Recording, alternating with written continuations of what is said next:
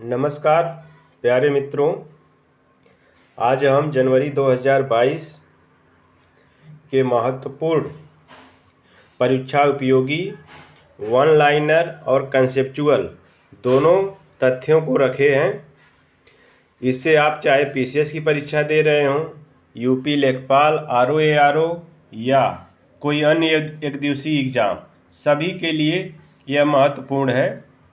दोस्तों, current affairs का area बहुत बड़ा होता है, लेकिन अगर आप पीसीएस का भी एग्ज़ाम दे रहे हैं तो आपको मैक्सिमम 20 से 25 क्वेश्चन ही साल भर के करंट अफेयर्स से आएंगे। और अगर आप वनडे एग्ज़ाम कोई दे रहे हैं तो 5 से 6 क्वेश्चन। ऐसे में गेस्ट क्वेश्चन हमारे लिए बहुत उपयोगी हो जाता है कि हम सिलेक्टेड पढ़ें। इसमें जितने भी प्रश्नों या तथ्यों को रखा गया है वह बहुत ही सिलेक्टेड हैं। ये आपके लिए बहुत महत्वपूर्ण है। चलिए देर न करते हुए हम देखते हैं वर्ष 2022 जनवरी का करंट अफेयर्स। देखिए, सर्वश्रेष्ठ फीफा फुटबॉलर पुरस्कार 2021 ये अभी हाल ही में जनवरी में घोषित हुआ है वर्ष 2021 के लिए। इसमें मिला है रॉबर्ट लेवांडोव्स्की।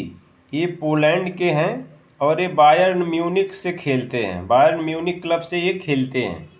तो देखिए, इनको पुरुष वर्ग में लगातार दूसरी बार मिला, मतलब 2021 में भी इनको मिला था, 2020 में भी, और 2021 का भी इनको मिला है। और देखिए, महिला वर्ग में एलेक्सिया पुटलेस, ये स्पेन की हैं, इनको महिला वर्ग में सर्वश्रेष्ठ फीफा फुटबॉलर का अवार्ड मिला है।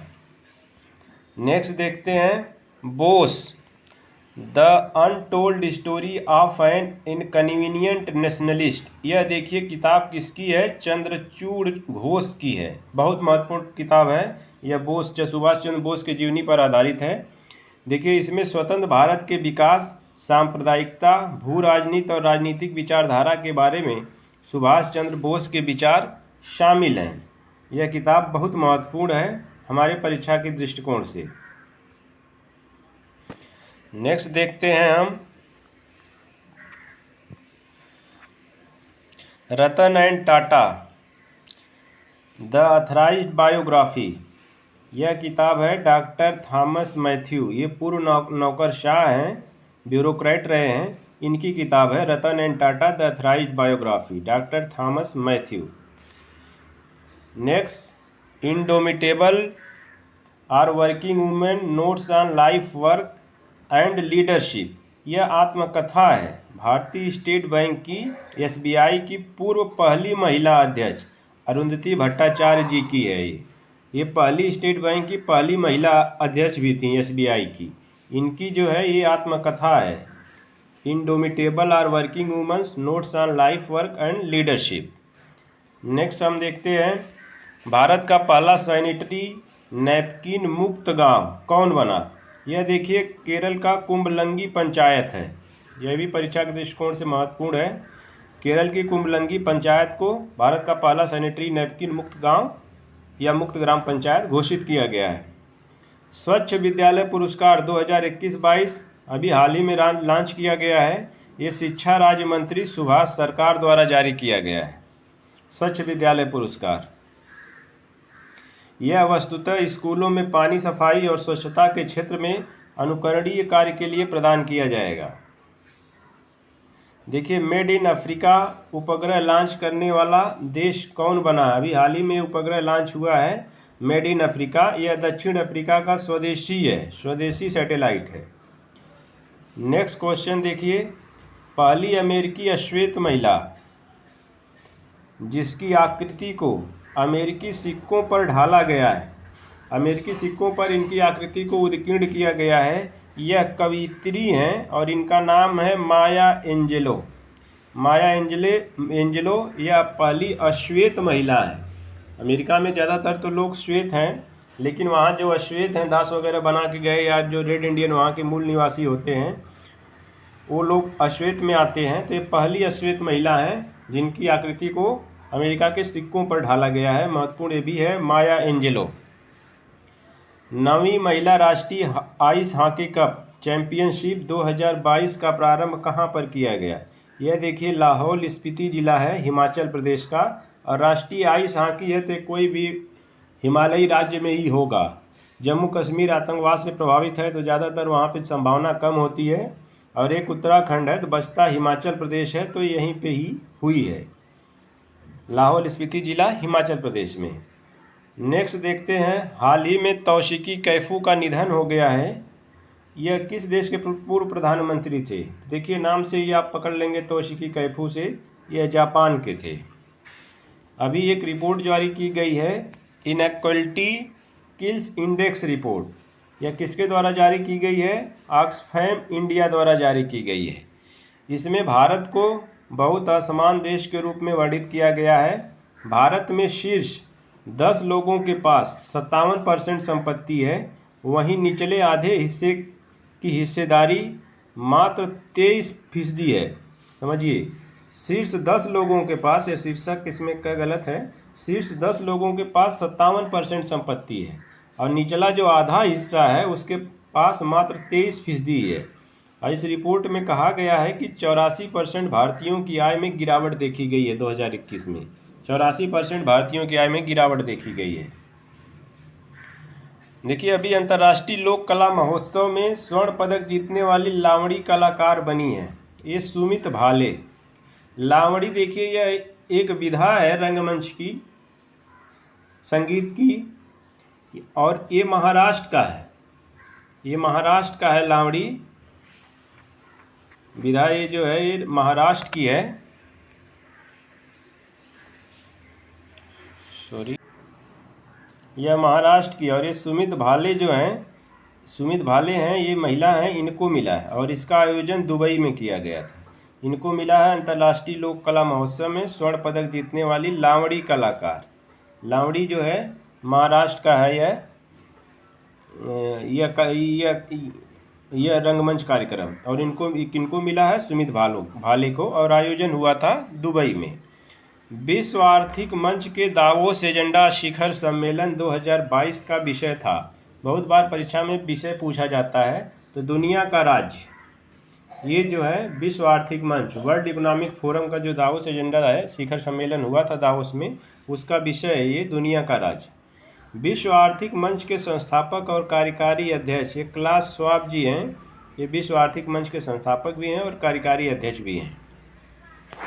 नेक्स्ट देखते हैं, अंतर्राष्ट्रीय व्यापार और संवर्धन विभाग द्वारा दिए जाने वाले नेशनल स्टार्टअप अवार्ड्स 2021 में किस राज्य ने सबसे अधिक पुरस्कार प्राप्त किए हैं? यह प्राप्त करने वाला राज्य है कर्नाटक।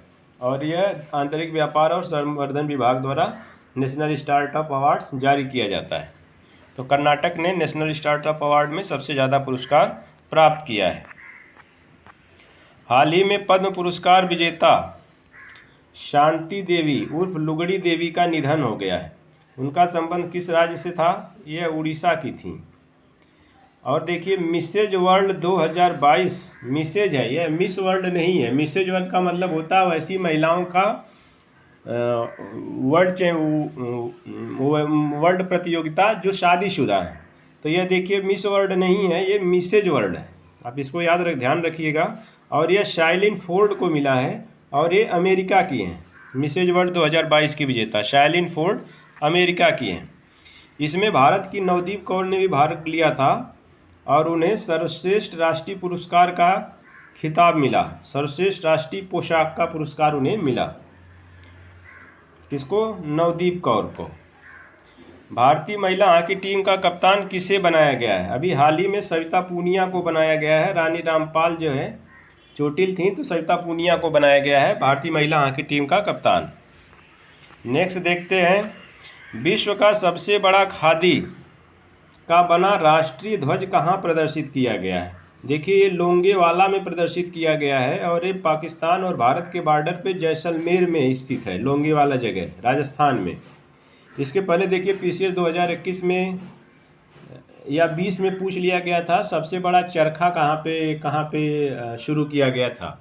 तो ये उसी तरह ये सबसे बड़ा खादी है, तो ये अभी महत्वपूर्ण है। और इसका प्रारंभ जो है, इसका प्रदर्शन हुआ था लोंगेवाला जैसलमेर राजस्थान में। हाल ही में गर्ल्स सिंगल्स में BWF जूनियर वर्ल्ड नंबर 1 बनने वाली पहली बैडमिंटन खिलाड़ी भारत की खिलाड़ी ये तस्नीम मीर है। ये भारत की हैं। BWF जूनियर वर्ल्ड नंबर 1 बनने वाली ये भारत की महिला हैं तस्नीम मीर। भारत से संबंधित हैं। ये भारत की खिलाड़ी हैं बैडमिंटन की। इनको मिला है गर्ल्स सिंगल में वर्ल्ड नंबर 1 बनी है। ये हमारे लिए महत्वपूर्ण है। कोई भारतीय अगर वर्ल्ड बैडमिंटन में पहले स्थान पर जाता है जूनियर वर्ल्ड नंबर 1 में। हाल ही में किस बैडमिंटन खिलाड़ी ने विश्व चैंपियन सिंगापुर के लो किन यू को हराकर अपना पहला सुपर 500 खिताब हासिल किया? देखिए, ये विश्व चैंपियन थे सिंगापुर के लो किन यू। इन्होंने विश्व बैडमिंटन चैंपियनशिप भी जीता था। अब विश्व बैडमिंटन चैंपियनशिप जो विश्व विजेता है उसको हरा के अगर कोई जीतता है तो वह महत्वपूर्ण हो जाता है, और वह भी कोई भारतीय।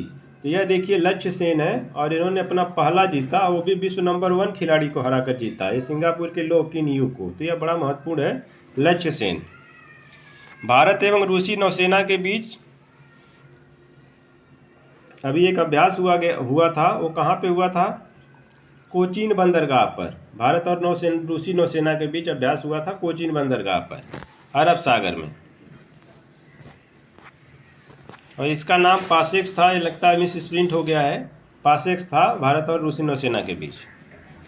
नेक्स्ट देखते हैं, हाल ही में प्रधानमंत्री नरेंद्र मोदी ने किस दिन को राष्ट्रीय स्टार्टअप दिवस के रूप में घोषित किया? हमारे लिए देखिए, जो एक पीसीएस परीक्षा में एक दिवस पूछता है उसके लिए बहुत महत्वपूर्ण है उस दिवस में। यह 16 जनवरी जो है राष्ट्रीय स्टार्टअप दिवस इसी साल से घोषित किया गया है, मनाया गया है राष्ट्रीय स्टार्टअप दिवस 16 जनवरी को। हाल ही में पद्म विभूषण प्राप्तकर्ता नर्तक पंडित बिरजू महाराज का निधन हो गया है। वह किस विधा से संबंधित थे? यह देखिए कथक नृत्य से संबंधित थे, और शास्त्रीय नृत्य है यह उत्तर भारत का। यह शास्त्रीय नृत्य है उत्तर भारत का, और ये कथक नृत्य से संबंधित थे। डेनियल उल्टेरा ने 5वें कार्यकाल के लिए राष्ट्रपति पद के रूप में शपथ ली। उनका संबंध किस देश से है? ये 5वें कार्यकाल के लिए लिए थे, और इनका संबंध है निकारागुआ से। नेक्स्ट देखते हैं, वह पहला देश जिसने भारत से ब्रह्मोस क्रूज मिसाइल खरीदने के लिए समझौता किया है। देखिए, भारत की सबसे अच्छी मिसाइल इस समय ब्रह्मोस ही है, और यह भारत दे रहा है फिलीपींस को। फिलीपींस ने जो है ब्रह्मोस क्रूज मिसाइल खरीदने के लिए भारत से समझौता किया है। भारत ने किस देश को विदेशी मुद्रा संकट से उबरने के लिए 900 मिलियन अमेरिकी डॉलर के ऋण की वित्तीय सहायता की घोषणा की है? अभी देखिए, श्रीलंका की अर्थव्यवस्था एकदम चरमरा गई थी।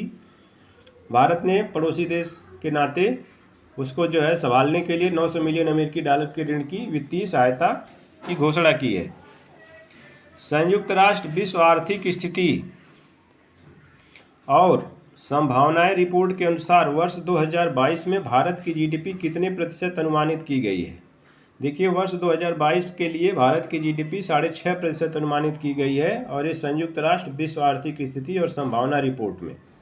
पहले यह अनुमान 8.4% का था, अभी घटा के इसको 6.5% कर दिया गया है।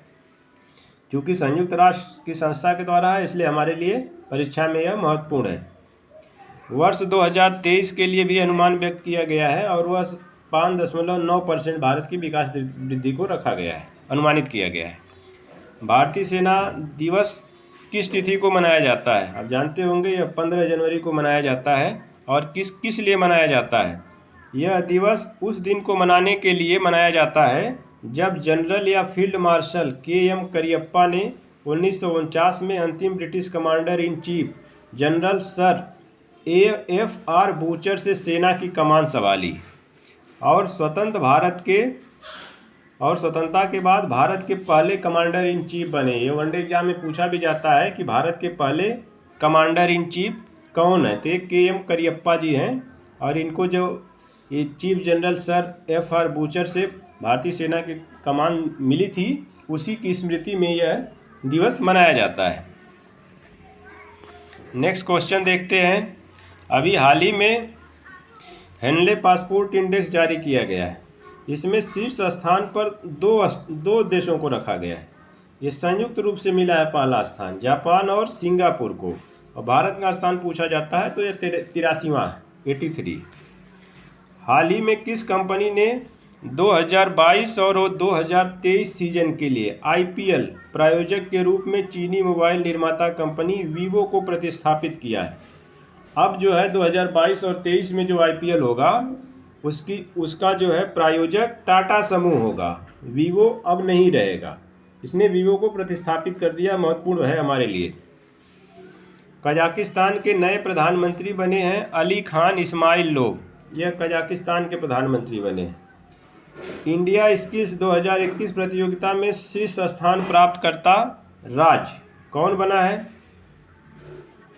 देखिए, पहले नंबर पे इसमें इंडिया स्किल्स रिपोर्ट में पहले स्थान पर उड़ीसा है, दूसरे पर महाराष्ट्र है, तीसरे पर केरल है। ये शीर्ष स्थान प्राप्त करता राज्य हैं। पहले पे उड़ीसा, दूसरे पे महाराष्ट्र और तीसरे पे केरल है। ये इंडिया स्किल्स 2021 प्रतियोगिता में शीर्ष स्थान प्राप्त करने वाले राज्य हैं उड़ीसा, महाराष्ट्र और केरल।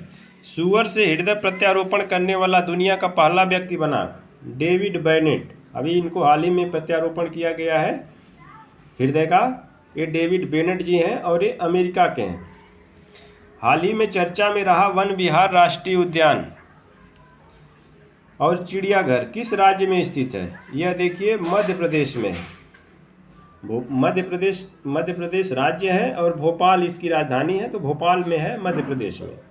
जहाँ पर भारत की सबसे उम्रदराज भालू थी, ये गुलाबों का निधन हो गया। यह एक भालू थी, भारत की सबसे ज़्यादा उम्रदराज थी, सबसे ज़्यादा 40 वर्ष उम्र हो गई थी और वो मर गई इसी वन विहार में, वन विहार राष्ट्रीय उद्यान और चिड़ियाघर में, मध्य प्रदेश के भोपाल में।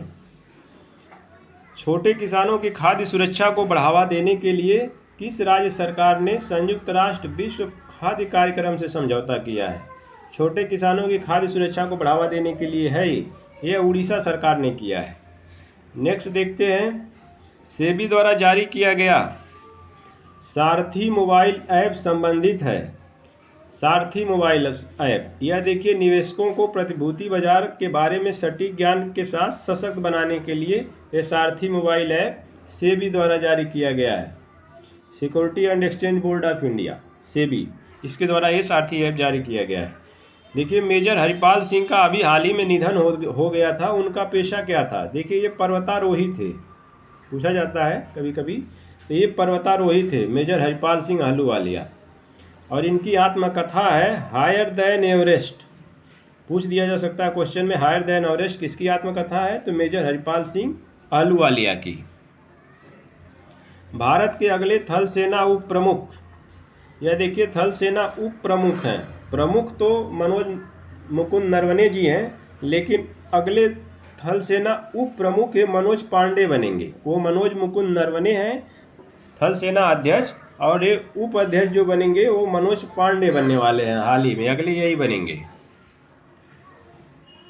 हाल ही में एरो 3 मिसाइल का सफल परीक्षण किस देश द्वारा किया गया? यह देखिए इजराइल द्वारा जारी किया गया है, इजराइल द्वारा किया गया है।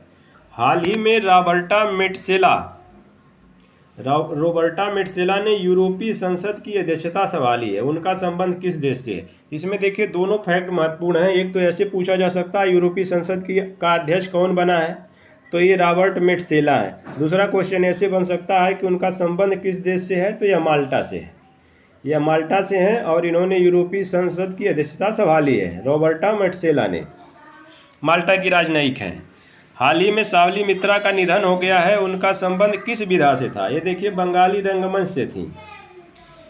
AFC महिला फुटबॉल एशिया कप 2022 की मेज़बानी किस देश के पास है? भारत के पास देखिए ये मेज़बानी है। इसका आयोजन भारत में होगा 2022 में AFC महिला फुटबॉल एशियाई कप, और इसमें 12 टीमें प्रतिस्पर्धा करेंगी। कुछ महत्वपूर्ण अभ्यास हुए हैं, इसको देख लेते हैं हम। लाल झंडा अभ्यास भारत और अमेरिका के बीच होता है। अल नगाह भारत और ओमान के बीच होता है। नसीम अल बहर यह भी भारत और ओमान के बीच होता है। और इक्वेरिन यह देखिए भारत और मालदीव के बीच में होता है। PCS में एक क्वेश्चन पूछ ही लिया जाता है और अन्य वनडे एग्जाम के लिए भी ये महत्वपूर्ण है। इक्वेरिन भारत और मालदीव के बीच में। गरुड़ शक्ति है, यह भारत और इंडोनेशिया के बीच में है। डेजर्ट वॉरियर भारत और मिस्र के बीच में है। हाल ही में भारत ने बंगाल की खाड़ी में किस देश की नौसेना के साथ समुद्री साझेदारी अभ्यास का आयोजन किया गया है? भारत ने बंगाल की खाड़ी में किस देश की नौसेना के साथ समुद्री साझेदारी अभ्यास का आयोजन किया? तो यह है जापान के साथ। इसमें भारत के जहाज़ों INS शिवालिक और INS कदमत ने भाग लिया। प्रसिद्ध पर्यावरणविद प्रोफेसर MK प्रसाद का हाल ही में निधन हो गया। उनका संबंध किससे था? ये देखिए, साइलेंट वैली बचाओ आंदोलन जो है, शांति घाटी है कहाँ पे? केरल में। उसको बचाने के लिए इन्होंने बड़ा प्रचार किया था। तो इनका संबंध साइलेंट वैली बचाओ आंदोलन से है और ये प्रसिद्ध पर्यावरणविद हैं MK प्रसाद जी।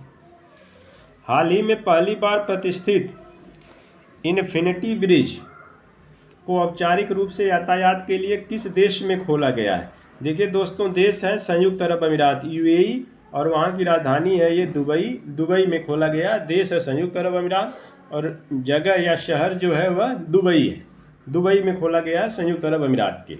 इसका आकार जो है गणित के इन्फिनिटिव चिन्ह की तरह होता है। ये गणित का देखिए इन्फिनिटिव चिन्ह है, इसी के आकार पे है, इसलिए ज़्यादा मशहूर है। इसका डिजाइन देखिए गणितीय चिन्ह इन्फिनिटिव जैसा दिखता है।